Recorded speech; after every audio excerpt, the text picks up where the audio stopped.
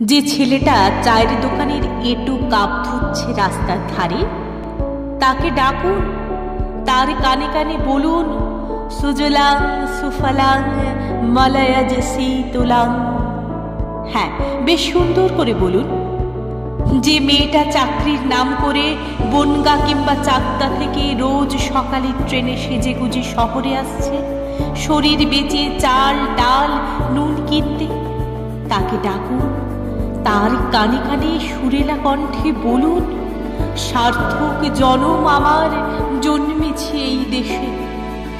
যে লোকটা লটারির টিকিট নিয়ে দরজায় দরজায় ঘুরছে আর বলছে, বিশ্বাস করুন আমি ভদ্রলোক, আজ 10 বছর হলো আমার কারখানা বন্ধ, লক আউট, তাকে ডাকুন, তার কানে কানে বলুন, বলো বলো বলো সবে শতবিনা বেনু রবে, ভারত আবার জগৎ সভায় শ্রেষ্ঠ আসন লবে।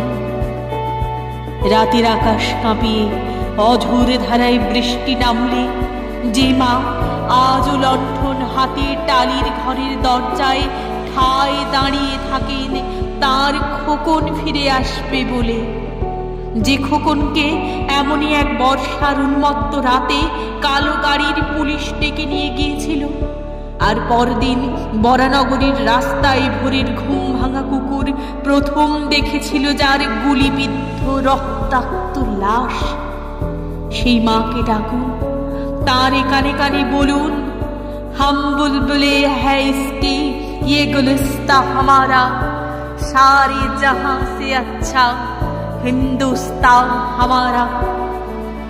সবাইকে সব কিছু বলা শেষ হলে শুনশান শীতের রাতে 5 মাথার মোড়ে ঘোড়ায় চড়ে বসা সেই মহাবিপ্লবীর পায়ের সামনে ধীরে ধীরে এগিয়ে যান।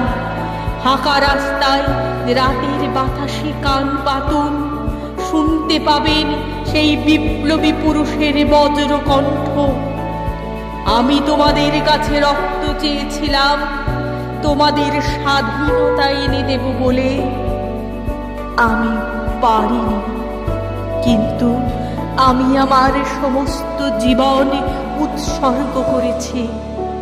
আর তোমরা